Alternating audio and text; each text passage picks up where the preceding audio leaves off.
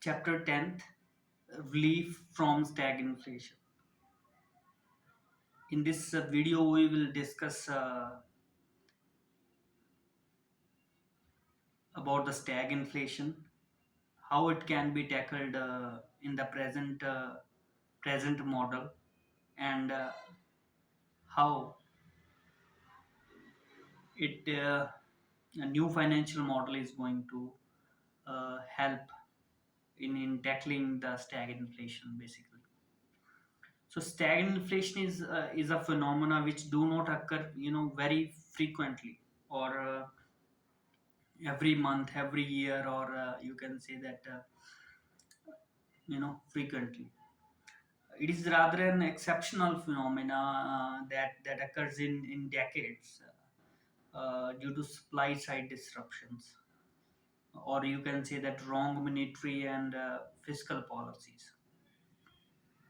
So when the uh, supply side issues, when I say that, because uh, it affects the whole world, and wrong monetary and fiscal policies can be in the any one country.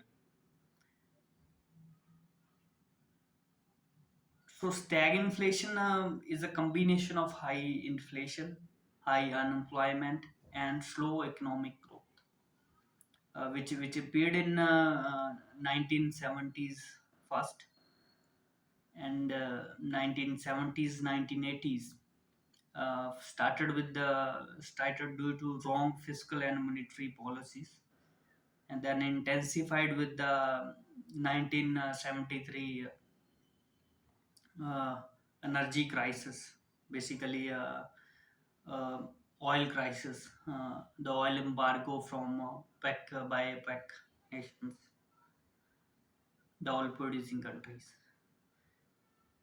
and 1979 energy crisis because of Iranian revolution and Iran-Iraq war.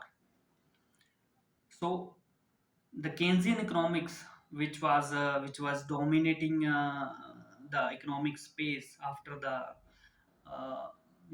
post the World War era, and whose central point was the management of aggregate demand, and by managing the aggregate demand to achieve the full employment, the policies were directed towards that, achieving the full employment. The, the Keynesian economics failed to answer uh, the stagflation, and to provide any solution. The Milton Friedman and Edmund Foster warned against over reliability on Phillips curve assumption, which the governments and central banks were showing to achieve the full employment. Basically, inverse correlation between unemployment and inflation. You know, so this correlation distorted in 1970s and 80s, because both the unemployment and inflation were rising in that period. So Phillips curve was that in unemployment and inflation are basically inversely proportional. If the inflation is going to increase, then the unemployment is going to decrease. So the government, as I said, the post World War era, the government's focus was on the full employment. The policies were directed towards that, you know, increasing the aggregate management of aggregate demand. So that correlation distorted in 1970s, and the Keynesian economics failed to answer or failed to provide any solution. Then central banks accepted monetarist, Milton Friedman saying that inflation is always and everywhere is a monetary phenomenon, So it means that you have to manage the quantity of money, and through the monetary policy, you know, you have to uh,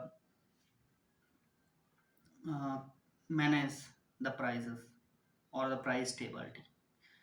So stagflation period, came to an end with the Federal Reserve under Paul Volcker following very tight monetary policy, and increased the interest rate very high to tame the inflation.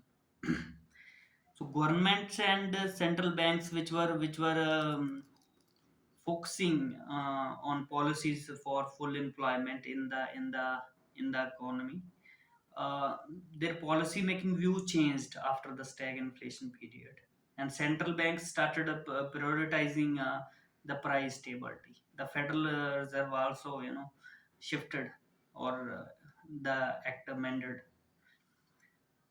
uh, price stability in monetary policy decisions, the setting targets of inflation and other monetary aggregates. The concern about the stagflation, you know, is rising again. The global economy was recovering from COVID-19 pandemic and its supply side shocks, semiconductor shortage, container shortage, availability of labor, disruption in goods and supply, etc.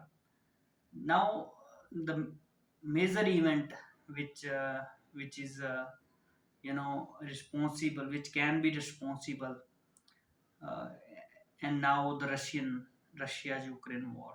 The Russia-Ukraine war has hit the door and created a global food and energy crisis. The food and energy prices are hitting record highs and posing a threat to global economic growth. The inflation is hitting historic high.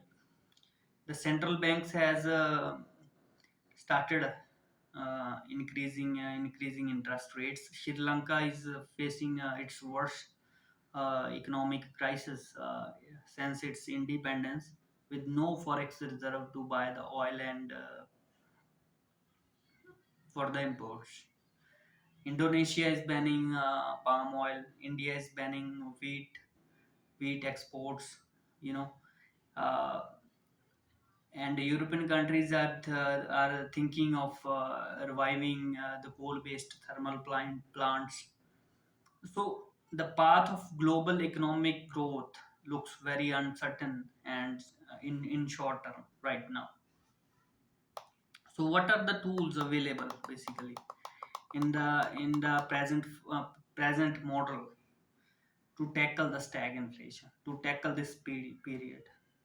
According to me, tell the resolution or the alternative of this problem of supply side inflation, say Russia Ukraine war, or only and only solution which the authorities have in present financial model is to increase the interest rates, uh, is to say to the people that you should save the money, you should spend less, uh, you know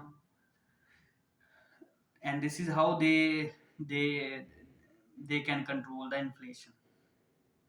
So that's what the most of the central banks are doing nowadays. Interest rate increase, even at the cost of economic growth, except the one, the is Japanese central bank is not increasing the interest rate. So we'll discuss about the Japan case, some in other video. In short, there is no short-term solution or relief from stagflation in the present financial model. Rising prices and unemployment. You know, so relief from stagflation in the new financial model. Now, let's see how the new financial model can provide the relief or can the tackle the stagflation. As said above, tell the resolution or the alternative of the problems of supply side. There is no end to the problem, but there are number of measures which can give short-term relief in the new financial model. The following are the measures which the authorities can take to give relief to individuals from stagflation along with the present monetary and fiscal tools. Now these measures which we are going to discuss is won't be available immediately if we are going to implement the new financial model today, but I'm sure that if in future, if we implement the new financial model and in future stagflation, uh, or the supply side issues come, then it is going to definitely provide the relief. Let's see. First, mm, measure or relief, from the stagflation,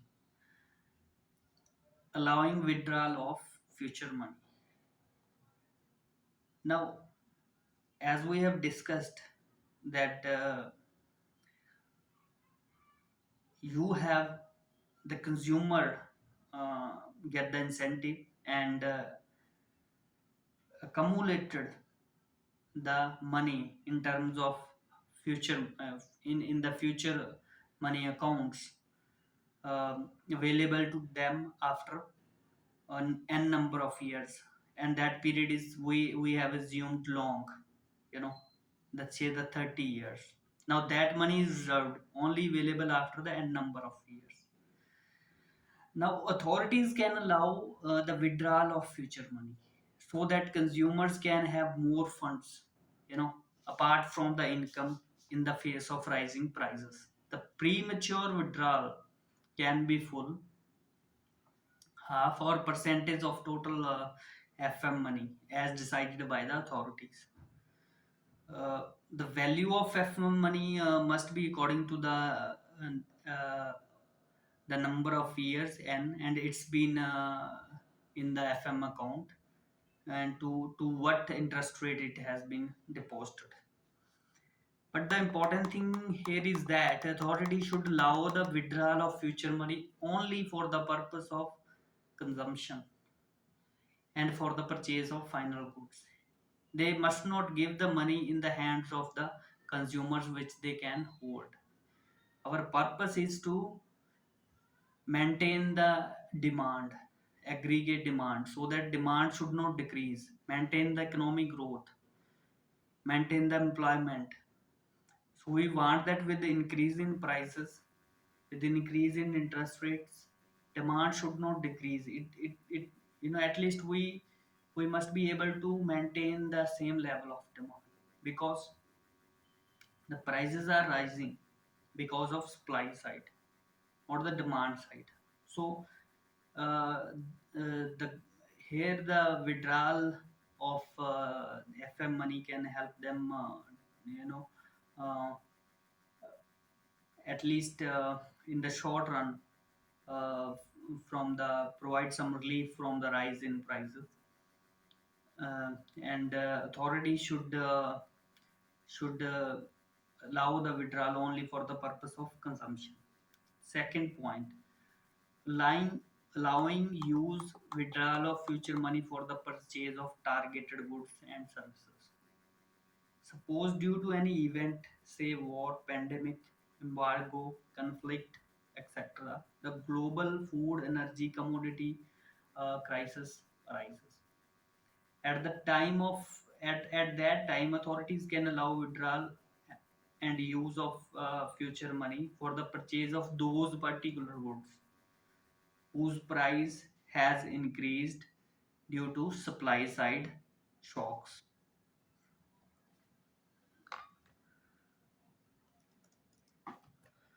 For example, oil prices increased globally due to supply side shocks. Now, the authorities can allow withdrawal and use of money for the purchase of oil linked items. whose price has increased due to the supply side shock. This is how the individuals can get some relief in the new financial model and inflation can be controlled. Uh, the third is the second case from chapter 7th. We have already discussed in the video where the decision to increase the interest rate is for the financial stability, economic stability, exchange rate stability, and to fight the stag inflation. The economic growth and employment is equally important. So here the new financial model can solve the problem. Central banks can increase the interest rates uh, for the desired targets to bring down the inflation, but they can use the FM rate as a tool. How we have discussed, we are going to again discuss it in the present video. Let's say increasing interest rate is to tame the inflation. The central banks can also increase the FM rate to give the consumer incentive for the consumption.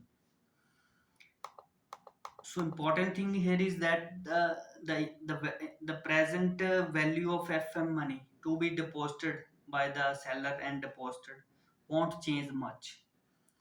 There will be no extra burden on the entrepreneur of increasing FM rate because the increase in interest rate is going to negate the increase in FM rate. So here is example: consumer want to buy a car of the price is $100. First case FM rate is 5%, so the FM money is $5. N number of year 30 years and interest rate is 5%. So the present value entrepreneur has to deposit in the FM account is $1.16, which will become $5 after 30 years.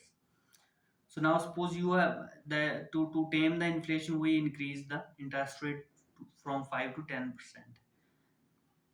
and also we increase the FM rate from 5 to 10%. So now the FM money is $10, and n number of year is same 30 years. Now the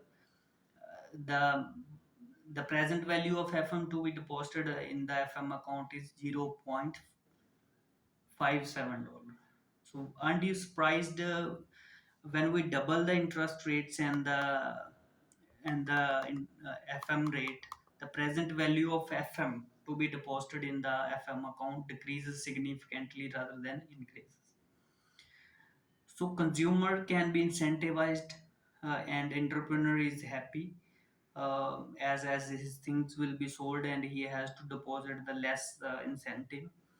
This is how the new financial model will solve and giving the economic growth and employment even during the high interest rate period basically.